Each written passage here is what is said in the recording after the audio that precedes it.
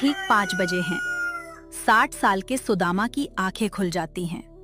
उनकी फटी हुई एड़ियों वाले पैर जब जमीन पर पड़ते हैं तो एक दर्द भरी कराह निकलती है। सुदामा एक दिहाड़ी मजदूर है। उसके हिस्से में न कोई जमीन है, न कोई बैंक बैलेंस है, तो बस एक 8 साल का पोता गोलू जो चटाई पर सोया हुआ अपनी नींद में भी मुस्कुरा रहा है। शायद सपने में वो कोई खिलौना देख रहा है।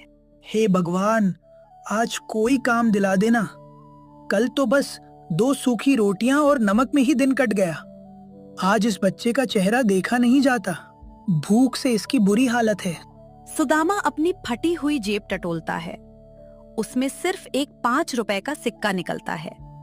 फिर वो घर के बाहर जाता है और काम की तलाश में गांव के चौक की तरफ निकल पड़ता है। चौक पर मजदूरों का मेला लगा है। हर कोई काम की तलाश में वहीं बैठा है। सुदामा की बूढ़ी हड्डियां दौड़ भाग का मुकाबला नहीं कर पाती, इसलिए सुदामा भी वहीं जाकर बैठ जाता है। दोपहर के 2 बज चुके हैं। कड़कड़ाती धूप में सुदामा का बुरा हाल था, लेकिन आज उसे फिर कोई काम नहीं मिला।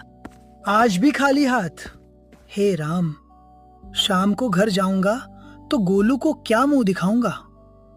कल उसने कहा था, दादा बहुत दिन हो गए, जलेबी खाने का मन है। भूख और निराशा से थका सुदामा भारी कदमों से घर की तरफ लौटने लगता है।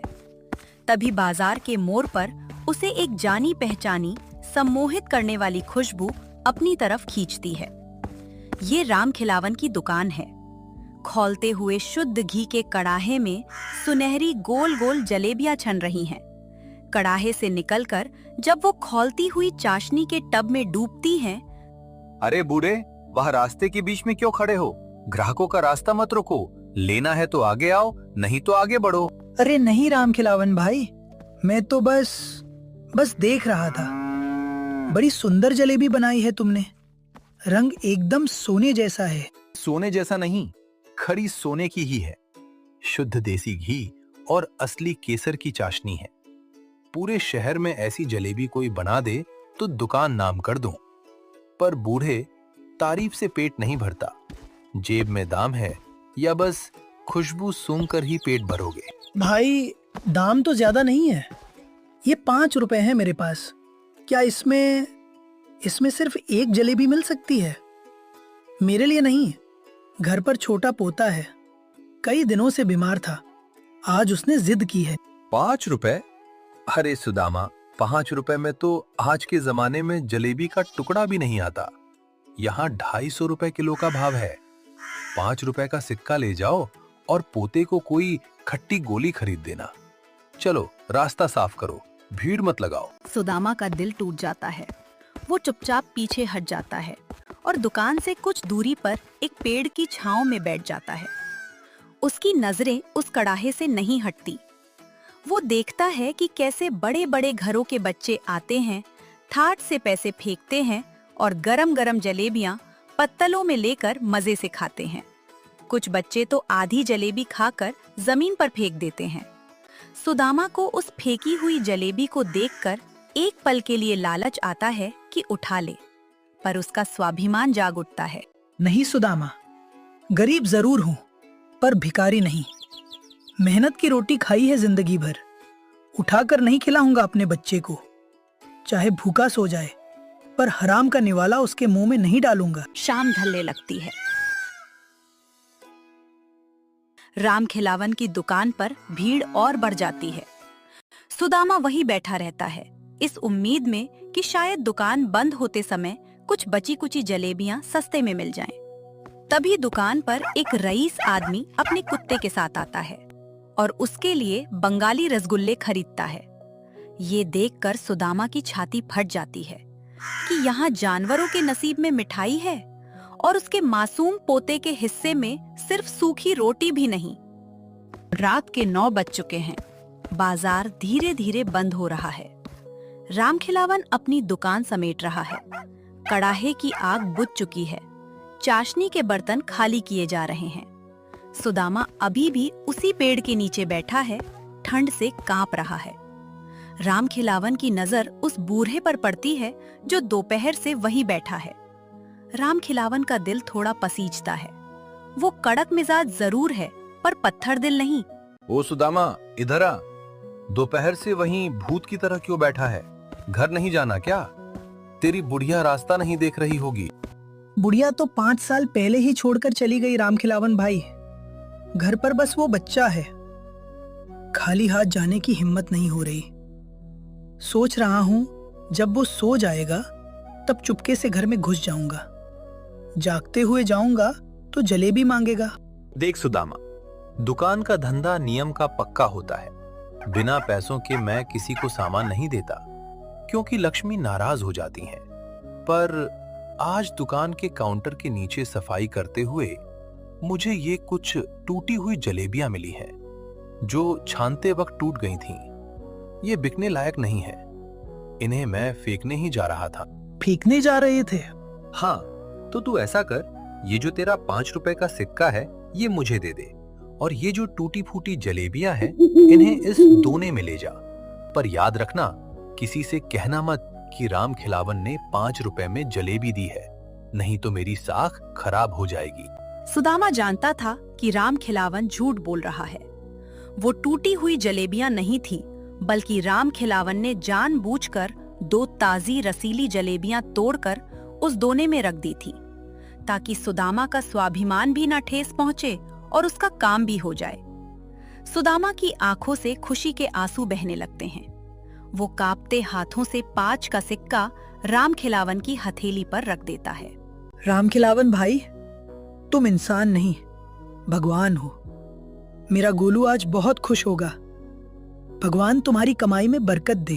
अंदर की भावुकता को छिपाते हुए राम खिलावन कहता है, अच्छा, अब ज्यादा मक्खन मत लगा, जा यहाँ से। मुझे दुकान बढ़ानी है। और सुन, कल सुबह जल्दी आना। चौक पर एक नए गोदाम में कट्टे ढोने का काम है। मैंने ठेकेदार से तेरे लिए बात कर ली है।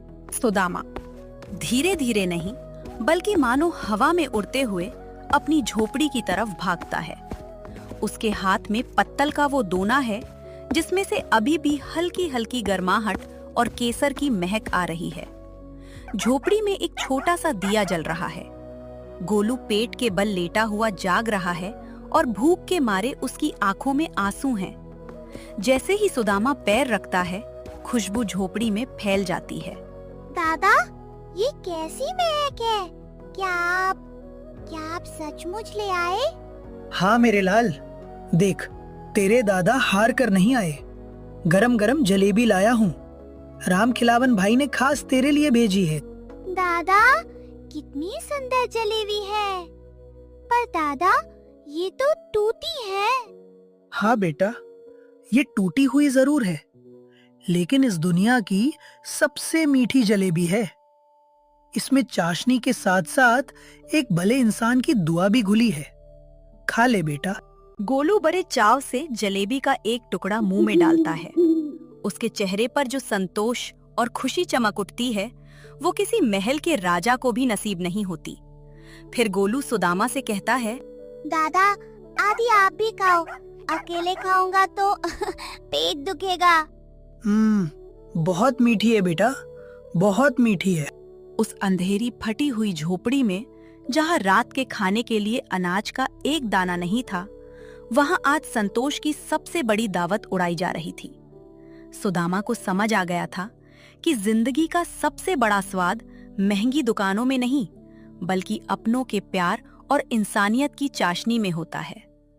कल सुबह नया काम मिलने की उम्मीद थी, और आज की रात सुदामा और गोलू बिना भूख के मीठे सपनों के साथ सो चुके थे। रात के अंधेरे को चीरकर जब सुबह की पहली किरण सुदामा की झोपड़ी पर पड़ी, तो उसकी आंखें भारीपन से नहीं, बल्कि एक नई उम्मीद से खुली। रात की वो मीठी जलेबी जैसे गोलू के चेहरे पर एक परमानेंट मुस्कान छोड़ गई थी। सुदामा ने उठकर भगवान का शुक्रिया अदा किया, क्योंकि आज उसके पास काम था। जब सुदामा गांव के चौक पर पहुंचा, तो वहां रोज की तरह मजदूरों की भीड़ थी। लेकिन आज सुदामा को किसी के सामने हाथ फैलाने की जरूरत नहीं थी। राम खिलावन ने सचमुच ठेकेदार से बात कर रखी थी, इसलिए वो सीधे ठेकेदार के पास पहुंचा। अरे सुदामा, राम खिलावन भाई ने तुम्हारी बहुत तारीफ की थी, पर ये कट्टे ढोने का काम है। भारी अनाज की बोरियां हैं। तुम्हारी उम्र देख लो, संभल पाएगा? मालिक, उम्र भले ही बूढ़ी हो गई हो, पर इस पेट की आग और पोते की जिम्मेदारी आज भी जवान है। आप बस काम दीजिए, शिकायत का मौका नहीं मिलेगा। सुदामा ने पहली बोरी अपनी पीठ पर उठाई। पैर थोड़े डगमगाए, रीढ़ की हड्डी से एक करकराहट की आवाज आई, लेकिन उसने मन में गोलू के मुस्कुराते चेहरे को याद किया और कदम आगे बढ़ा दिए। दोपहर तक सुदामा ने बिना रुके 20 कट्टे गोदाम के अंदर पहुंचा दिए थे, लेकिन आज उसके चेहरे पर थकान नहीं, एक अजीब सा सुकून था। दोपहर को जब ठेकेदार ने उसे उसकी दिहाड़ी के 200 रुपए हाथ में थमाए, तो सुदामा को लगा जैसे उसने कुबेर का खजाना पा लिया हो। काम खत्म करके सुदामा सबसे पहले राम खिलावन की दुकान की तरफ मुड़ा। दुकान पर आज भी वैसी ही भीड़ थी और कड़ाहे से गर्मा गर्म जलेबियां छन रही थीं। सुदामा को आते देख राम खिलावन मुस्कुराया। और कहा, क्यों सुदामा, आज फिर 5 रुपए का सिक्का लाए हो या आज रास्ता बदलने का इरादा है? नहीं राम खिलावन भाई, आज 5 रुपए नहीं, पूरी दिहाड़ी कमा कर आया हूँ। आज तुम्हारे उस धंधे के नियम का मान रखूंगा। आज मुझे पूरे 1 किलो जलेबी तौल दो। आज मेरा गोलू पेट भरकर जलेबी खाएगा। और हाँ, ये टूटी हुई नहीं, एकदम साबुत होनी चाहिए। अरे वाह, आज तो सुदामा राजा बन गया है। ठीक है, तो नियम है। राम खिलावन ने तराजू उठाया और फटाफट 1 किलो शुद्ध देसी घी की जलेबियां तौल दी। लेकिन जब उसने पत्तल का डिब्बा सुदामा को दिया तो उसका वजन 1 किलो से कहीं ज्यादा था। राम खिलावन ने उसमें चुपके से 2 बड़े बालूशाही भी रख दिए थे। भाई, कल जो तुमने मेरे स्वाभिमान को बचाया, उसका कर्ज तो मैं कभी नहीं चुका पाऊंगा। ये पैसे तो बस तुम्हारी जलेबी के हैं, तुम्हारी इंसानियत की तो कोई कीमत ही नहीं है। अरे जा, अब फिर से भावुक मत हो। कल सुबह भी गोदाम पर काम है, टाइम से पहुंच जाना। और सुन, गोलू को मेरा आशीर्वाद देना। शाम को जब सुदामा झोपड़ी में लौटा तो उसके एक हाथ में राशन का थैला था और दूसरे हाथ में जलेबी का वो भारी डिब्बा। गोलू दरवाजे पर ही बैठा दादा का इंतजार कर रहा था। जैसे ही उसने दादा को सामान के साथ देखा, वो दौड़कर सुदामा के पास गया। दादा, आज तो आप बहुत सारा सामान लाए हो। क्या आज भी राम खिलावन अंकल की जलेबियां टूट गई थी? नहीं मेरे बच्चे, आज ये जलेबियां टूटी हुई नहीं है। आज तुम्हारे दादा ने दिन भर पसीना बहाकर इन्हें कमाया है। आज हम भिखारी की तरह नहीं, बल्कि मेहनत की कमाई से राजाओं की तरह खाएंगे। उस रात सुदामा की झोपड़ी में सिर्फ जलेबी की खुशबू नहीं थी, बल्कि वहाँ आत्मनिर्भरता और आत्मसम्मान की महक थी। सुदामा ने आज गर्मा गर्म रोटियां बनाई और फिर दोनों ने मिलकर जलेबियों का लुत्फ उठाया। गोलू का पेट भी भर गया था और मन भी। जब दोनों सोने के लिए चटाई पर लेटे तो सुदामा भी आज गालू के साथ लेटा था। तभी गोलू ने कहा, दादा, बड़े होकर मैं भी आपकी तरह खूब मेहनत करूंगा और आपके लिए सोने जैसी जलेबियां लाऊंगा। झोपड़ी के बाहर घने अंधेरे में भी उन दोनों के भविष्य की राह अब एकदम साफ और रोशन दिखाई दे रही थी।